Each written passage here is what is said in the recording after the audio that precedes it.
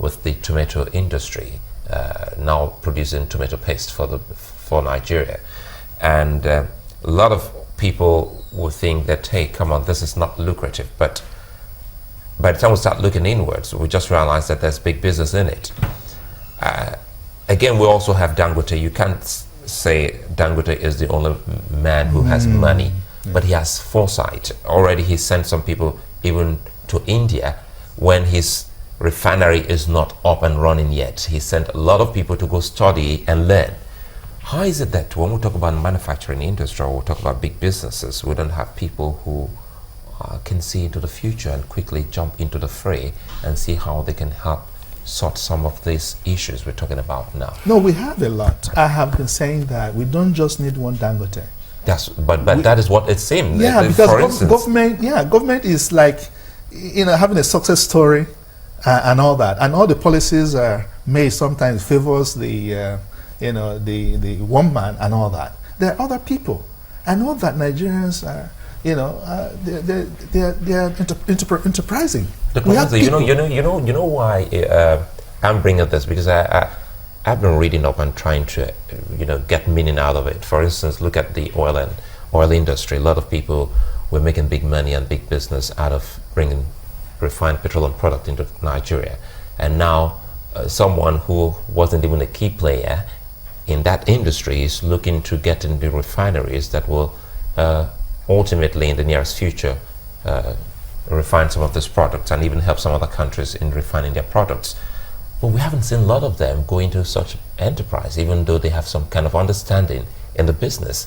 That is why when we say we have a lot of people, we ask, where are they? No, there are. Even in the 90s, I know there was a man I met that had a license for refinery, but the conditions were, you need to for that industry to operate, you need to really liberalize and deregulate.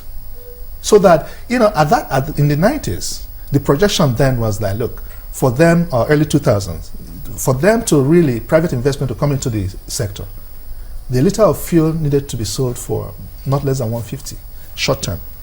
Yes. And then, longer term, you can buy it for 50 naira or 40 naira when all investments are, coming. So you need to make it more attractive. And government is still holding on to detecting and all that. Yes, when you liberalize it, if anybody wants to import fuel, let the person import fuel.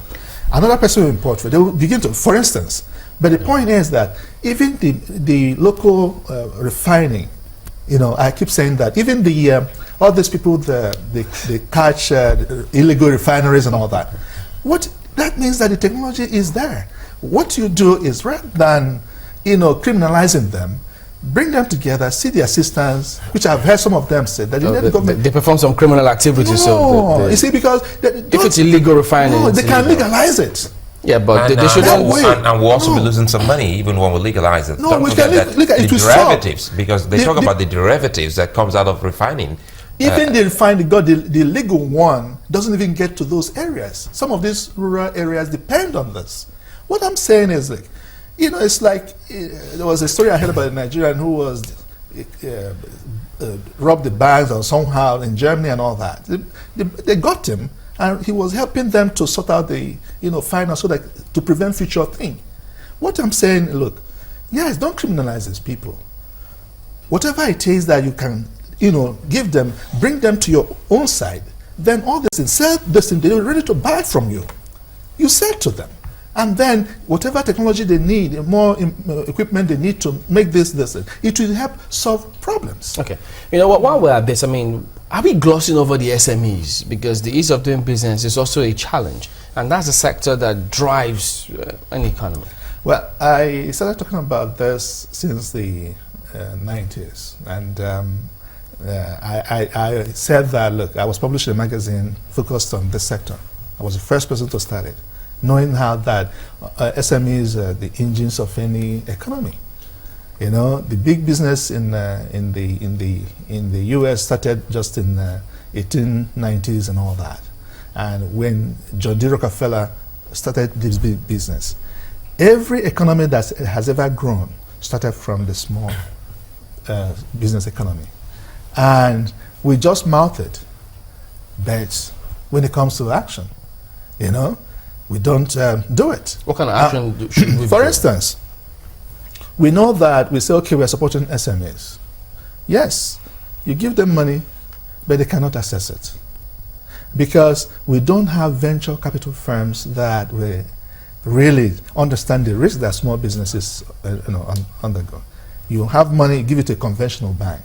Conventional banks are not set up to understand to think like entrepreneurs. And that's why an aspect of the school, where the EDC in the Pan Atlantic University was set up to bring that knowledge, so that begin to equip the banks with the capacity, in that area. So the thing is that they don't understand the risk that entrepreneurs take. Venture capital firms understand the risk. Let me give you an example.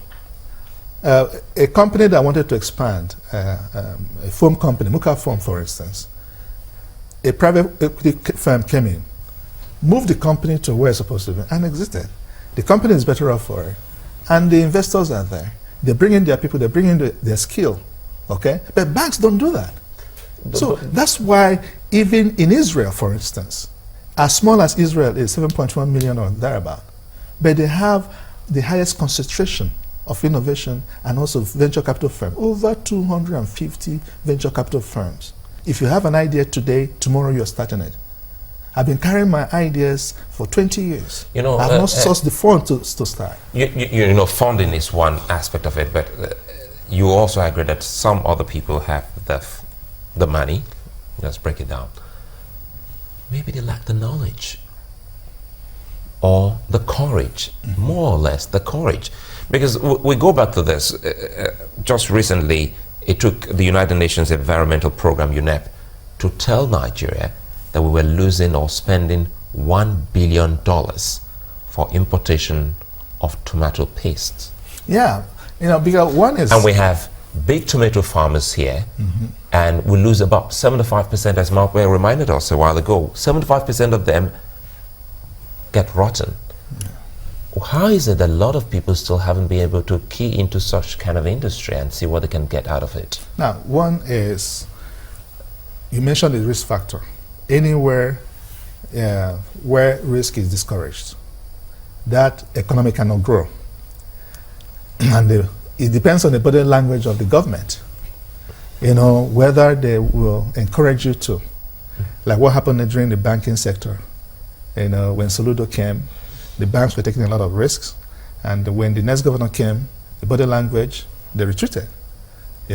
So risk taking is one good trait of entrepreneurship, and for as long as we don't take that risk, there are a lot of people. There are quite a few people that are willing to take the risk, but the business environment, like mentioned, ease of doing business. The tax system, for instance. Some complain of double taxation. Okay, the interest rate, for instance, access to funds, and it's only the banks that you can go to have. It was saying that you're addressing people who already, are very knowledgeable. Let's go down to people who are, maybe young people coming out of school, for instance. I recall talking about this tomato business. I recall that I served in a place on the plateau, in Plateau State, where, tomato was scarce. It was hard. You had to use, that was the first time in my life I was eating dried tomatoes. You had to use dried tomatoes to cook. It was that bad. But during the rainy season, it was abundant. I mean, it was dirt cheap. And I was wondering in my mind why it is that we couldn't make tomato paste as at that time, when we had excess. As a young person, I'm still young, but I didn't know about, interest rates and all of that. I think, for a lot of young people, technical know-how is lost. How to start a business, sometimes you're a little not sure about how to even go about it. If, for instance, so are we also not ignoring a class of people who are not too, worried about risks and all those other factors, and not teaching them what it is, what it would take to even start a business, to become an entrepreneur, for instance? Yes, that entrepreneurial education is very, very important, and that's why some universities, introduced it. And one way of getting out is that education. And then moving, once you do that, then the transition from raw material to industry, like you mentioned, tomato and all that, mangoes, all the fruits, okay? So we need entrepreneurial education more. It's happening now. There are few schools and few NGOs and few private people who are concentrating on this. But again, don't take away the issue of apprenticeship. It's key. Apprenticeship gives you a hands-on thing. But it's like sometimes people are too much in a hurry, to get started without learning the rudiments of the business. For instance, separating your personal money from your business. These are some of the issues that they need to be dealt with. At what level do you think we should be, should we be looking at secondary school, or should we wait till they get to university? I know that part of the promise of this particular government was to wait until people were in NYSC camps, and some entrepreneurial training was supposed to set in. We don't know how far they're going with that particular plan. But do you think that that's the level we should be looking at, or should we start earlier? No, there are some, it even start from the home. It start from the home. Part of the teachings that people grow up in the home, for instance, financial planning is one route to successful entrepreneurship. Okay? If you teach a child about money early enough, okay, then that child will grow, because without you having respect and discipline from, when it comes to the issue of money, you can't succeed in business. So it should even start from the home, right from watching watching people, and then having some kind of internship. Having people apprenticeship during holidays, people can go and work, and having that kind of a thing, so that people will begin to, even in primary, people come back from primary school, people have their their parents who are already running their business. Let me give you an example. Charles Sanudo, the Swift Network guy, when he was in primary school, his father owned a plastic company. He was always, after school, he would go there to learn the trade. So it's not surprising that today, one of the success stories we're talking about. So from home, from this thing, we can begin to not just wait when they are in the university and all that. So they need to know and have, during holidays, rather than stay home, go and do one or two things, and then the technical education that we usually learn in secondary school, we need to get it back into the system. Well, we'll take a look at things from the eyes of a would-be investor, but that will be when we return from a breather. Don't go away.